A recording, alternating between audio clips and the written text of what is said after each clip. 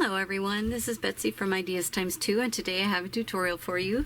Thank you for joining me today. I appreciate it. I appreciate your time. It seems like it's so hard to just take a few minutes for ourselves and, craft or make a video or watch a video, something we do something we enjoy. So I appreciate you joining me today. Today we're going to make a little ephemera folder that will get attached onto the inside cover of either a journal or a TN. So I had made these little TNs. If you haven't seen the video how I made these covers, if you're interested, I will leave a link down below. But I made these TNs from fast food restaurant bag. It could be easily be a lunch bag too, made out of craft colored paper. But I was during the pandemic, we had gotten a lot of these bags because that's the way they had to serve food, is in a bag. So anyway, we'd gotten a lot of those, and I thought, I'm pretty sure I can make something out of these. So I kept some and got to make these fun little covers. So I will leave a link for those down below. So it's just a painted paper technique, and in case you're interested, I will leave that, like I said. But today I wanted to show you how I made these little ephemera folders. I made both these journals. They're practically identical. I mean, obviously there are some differences, but I'll show you what each of them looks like. So this one is just a green one. This is a more of a darker color patterned paper. So it has a button and string closure, and just undo that, and then it opens up. On this side we have a long pocket. There's a pocket in the center, a pocket on this side, and I just made this slanted just for a decorative element. It could as easily be just a straight page, but I liked the way that looked. Just made it a little bit more interesting and fun. And it stays closed with this closure here. And then I left two sides of it open to tuck something behind, so you could tuck a tag or something like that. But I made a mini junk journal, and so that is what I tucked in the back of there. And this one, I'll open this one up too. It's like I said, basically the same. Just put some little snippets on some of these pockets, nothing too bulky or anything like that, but just slipped in a few pieces of ephemera, some French vocabulary cards. This is a little collaging on here, and the other one is made just really close to the same. And then here's the junk journal for this one. So I will just put one aside.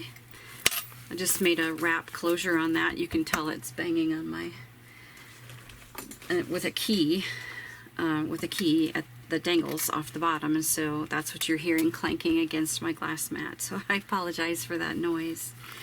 I think I'll just leave this one here in case we need to refer to it.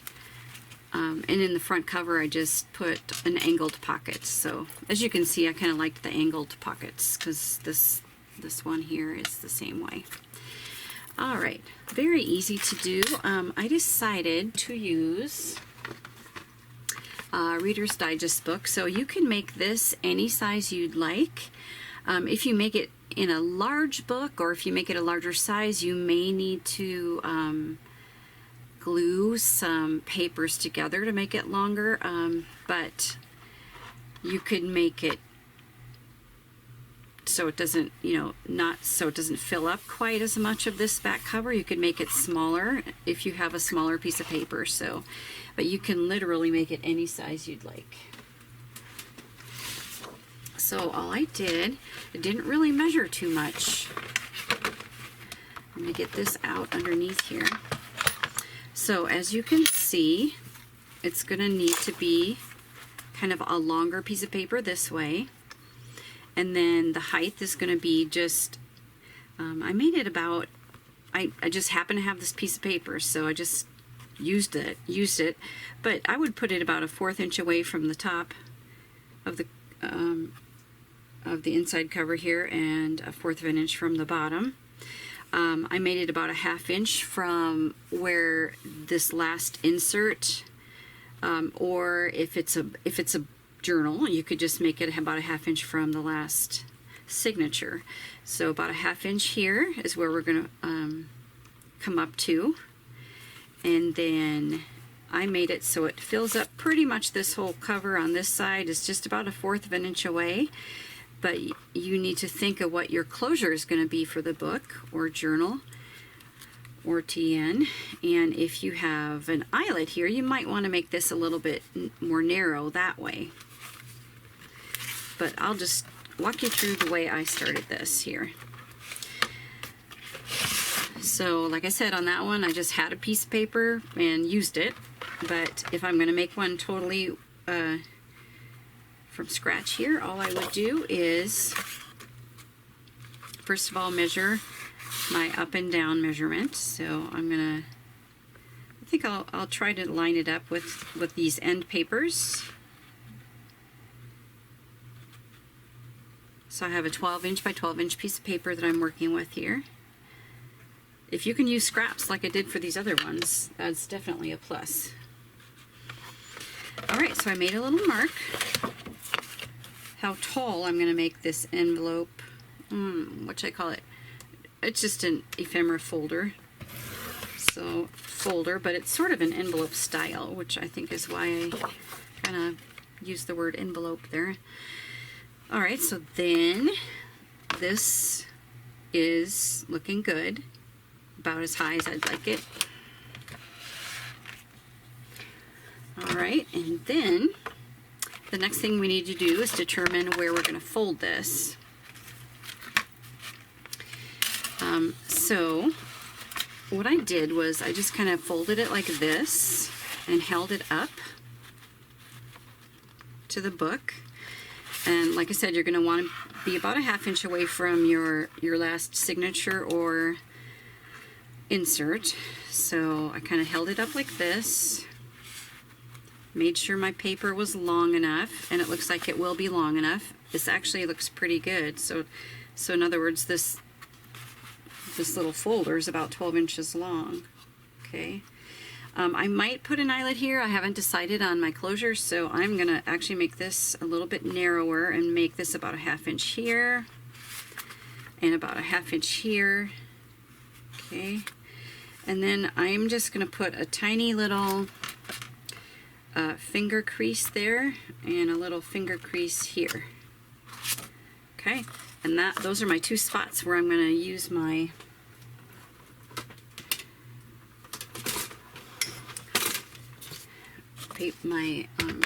scoring tool here. It doesn't matter, you know, which side is up or which up or down this way. All I'm going to do is just hold up my little finger fold there. I'm just going to hold that up to one of my grooves and just go. So it does not matter like how many inches over is what I was trying to say. I guess I didn't explain that very well. I'm just going to take my little notch I already made right down the groove, and then that'll be nice and folded.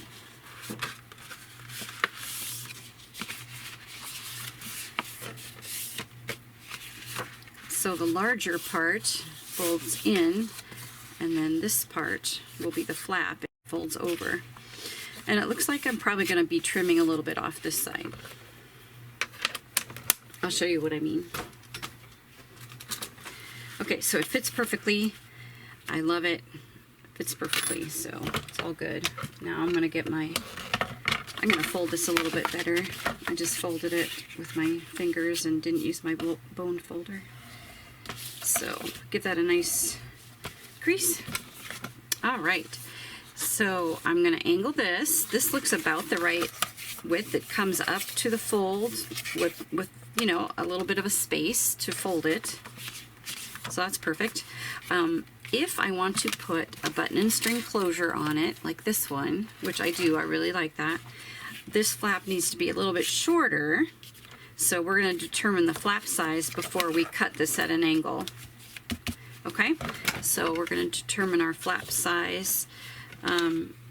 This one only needed, let's see, it's about 1.25 inches of a gap right here is all I needed for these, for the button and string closure. So this, I think it just needs to be shaved off just maybe 1/2 inch here. So I'm gonna cut that off. There, now my flap is a little bit shorter, gives me more room for a button part here and a button part here.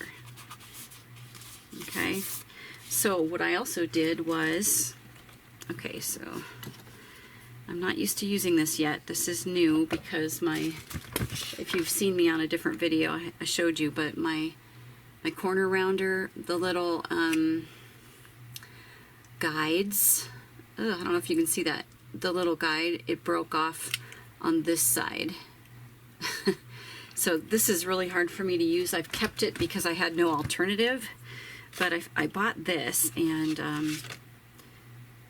it's still, I'm not too familiar with it yet, but I'm going to use the biggest setting, and I am going to round my corners on my flap. So this is my flap. Okay. Okay, so see what I mean? It looks like an envelope, but it's going to be running sideways like that. Okay, love it. So this will determine where we're going to start our angled pocket. Now you don't have to do, as I mentioned, you don't have to do an angled pocket, but I really like it, so I just go ahead and make an angled pocket. So all I'm going to do is from this rounded corner, I'm just going to make a mark underneath it so that when I cut this, it's not going to show through over here on this side of the flap. So I made a little mark, and then this is totally optional.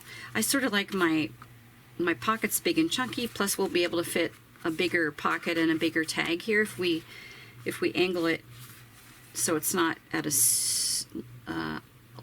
let's see, this would be a longer cut, this would be a shorter cut, and I sort of like the big chunky shorter cuts anyway, so I think I'm just going to go ahead and make a little mark, and I'm going to cut it from this mark to this mark at an angle, and that's going to give us our angled pocket. So no measuring, just new blade. Super happy with my new blade. There we go. So it doesn't show, see that? And you know, once you start doing this, and if you don't like that, you can always keep this, because that's the one you measured, keep this and angle it more if you want to. But so far so good. I think we're done with the paper cutter. Alright, so we're gonna have some scraps. You could even fit a few more things on here if you wanted to. Instead of collaging here, you could put a tiny tuck spot or a tiny pocket. Same with this, you could put a tiny little pocket right here. But I wasn't interested in like doing too much, but I wanted for sure to cover the inside with a few items, and then make the back the tuck spot. So, but certainly can mix this up a little bit if you'd like. So I'm gonna go off screen. I'm gonna put my button and string closure on here, and I'm gonna cut my pockets, and I'll be back in a second. All right, I'm back for a second. Need to point a few things out to you. So you can sew around the edges if you'd like to. I did on mine, but you certainly don't have to. So I inked all my edges and sewed around them. And I did already put one of my button and string closure sides there. I've attached a couple pockets here already. Before I put, so I've made the tuck spot here, and before I put that on, I wanted to get my button and string closure location situated, and so it's a good idea. You don't want to make your tuck spot too wide this way, otherwise it will interfere with that closure. So if you're doing this type of a closure, I would definitely wait to put on your tuck spot. So I just thought I'd come on and show you. So I made a circle.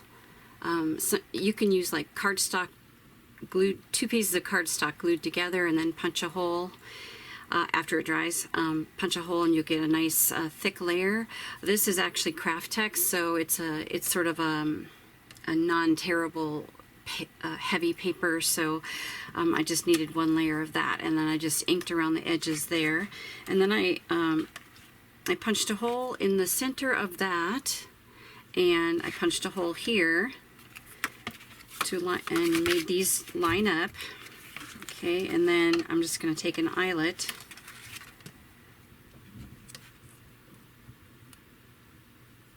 it's going to evade my there we go. I'm going to take an eyelet, poke it through the circle, the hole in the circle first, and then poke it through the hole in the paper.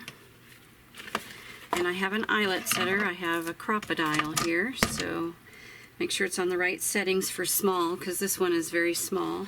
So it's fine if you have a bigger one. I just don't have any big eyelets right now. So, and the smaller size works perfectly fine, so we're just going to do that. Give it a nice push. Okay, and then we've got our button and string closure, and then I'm going to get some twine. Let's see what color. See if I have a green.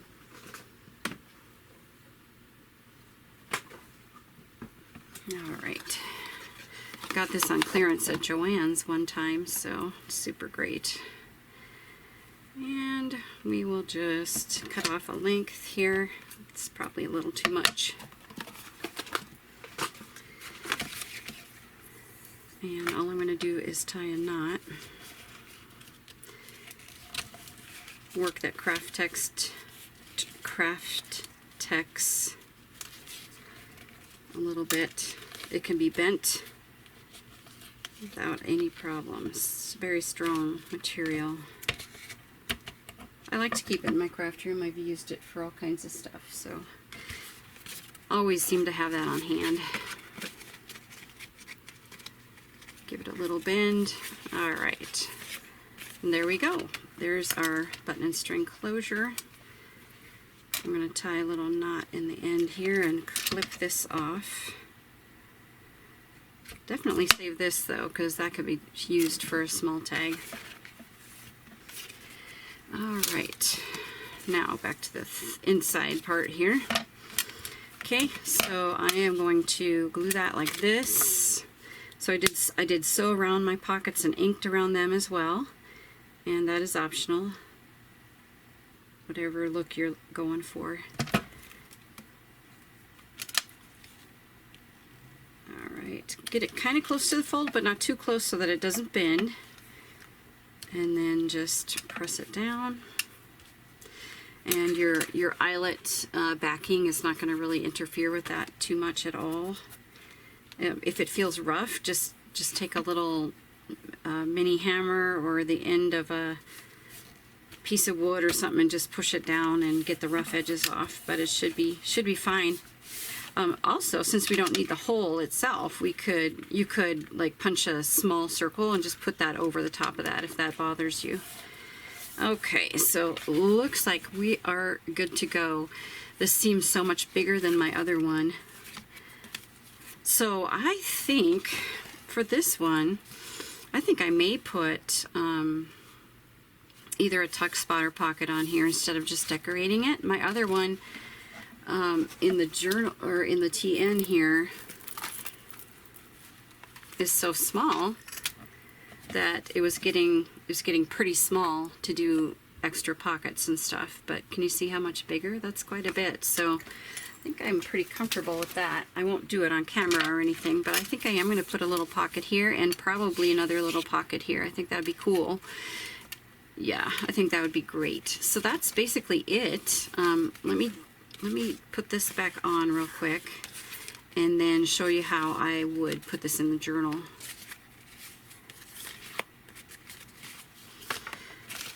Okay, so make sure my cover's up, right side up. I think my plan is to use this same spine, so I know that this is my spine, and I'm gonna put it closer this way because I want to leave a little room here. I don't know what kind of closure I'm going to put on here, but I want to leave room for an eyelet. So what I'm going to do is line up my ephemera folder here, and then I'm going to glue just the left edge and the bottom, and then that way this stays open for whatever I want to tuck inside there. I may want to put folded papers, make another little junk journal again, a couple of tags. So you can see the possibilities are endless. You can vary this up any way that strikes your fancy. It's pretty fun. And then this gives you fun little things to tuck in your journal or TN or whatever you're making. So I glued that down, and then I'll show you. Then you've got a place to tuck something in. A couple of sturdy tags. These are almost the right size, isn't it? I would have to cut off the top, but you get the idea. So fun. So opens up, and it's like that, and it's not too bulky, so it won't take up too much room in your book. But it gives you a little extra something in the back. So super fun, super cute. I hope you enjoyed it. And that's it for today, guys. And I will catch up with you soon. Take care. Goodbye.